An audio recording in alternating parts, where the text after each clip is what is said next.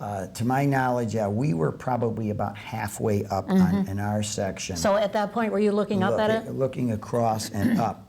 And I don't remember anything except my cousin grabbing all of us and pushing us to the top of the bleachers.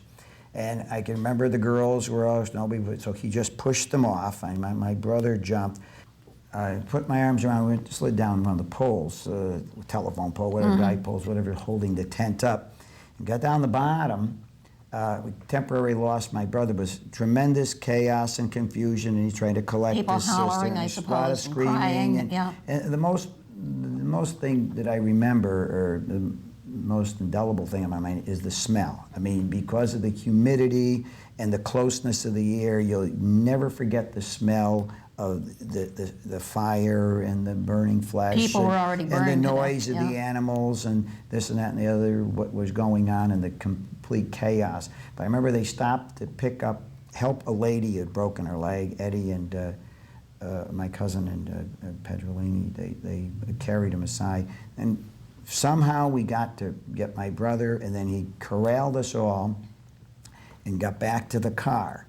And my cousin had enough sense to drive everybody to New Britain Hospital because the Hartford hospitals were absolutely Now, one of packed. the girls had broken her arm or a wrist? Or... We had, I think, broken arms, broken wrists, etc., and went over to New Britain Hospital and then left the girls there and patched them up. And then we were brought home, and probably reiterate the story that was in when we drove in the yard. My mother, my grandmother, and my aunts were all in the backyard, hanging curtains, stretching them, as they had washed them. It was that type of day, and putting my curtain stretchers, and that's my memory of the fire. Now, they were very amazed when you came, because they didn't know anything about this tragedy because of the lack of communication. Yeah, the media. They wouldn't have had their radio on that time of day. No. Especially being outside. Right, they were out stretching the curtains. So everybody was amazed what was going on. What are you doing back so soon? And very grateful that you had gotten home. Okay, we're going to move right along now through. That was a horrendous experience for you, and I've talked to an awful lot of people who almost went to that fire, but because of the intense heat that day, the families decided not to go. It probably saved a lot of lives.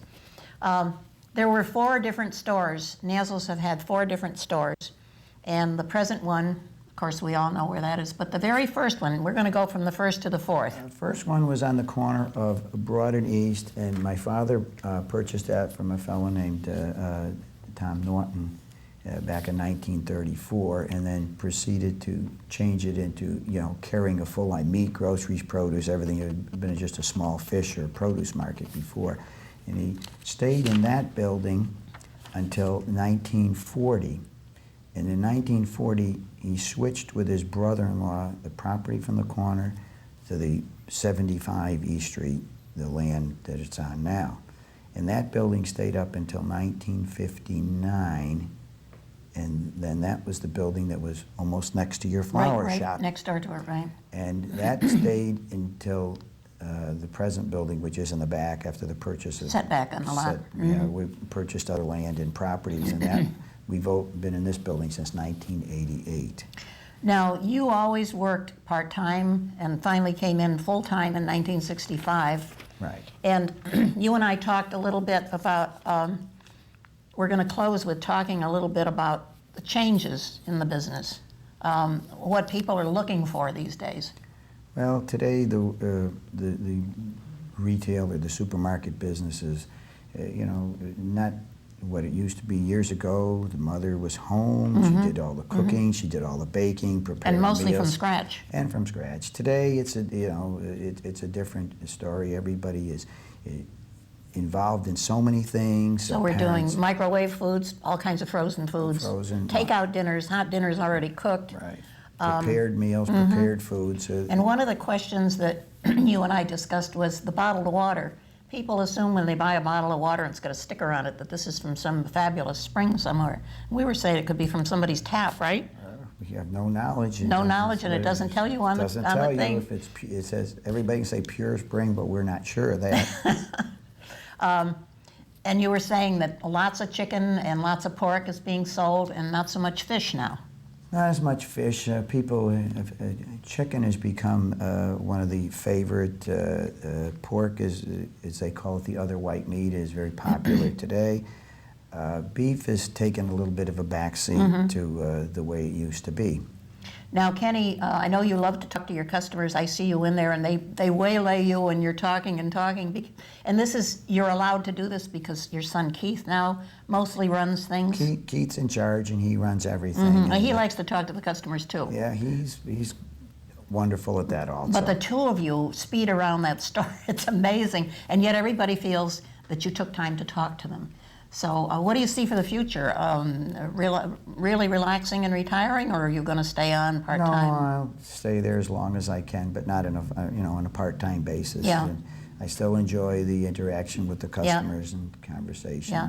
So looking back over all your years associated with the business, any big things stand out? No, it's just, I think Just a continuity. I think it's a lot of the relationships I had with the customers, and now we're into second and third generations and dealing with the families and the people, and they've stayed with you. Stayed with us all these years. That's wonderful, because there's so much competition now from huge places. And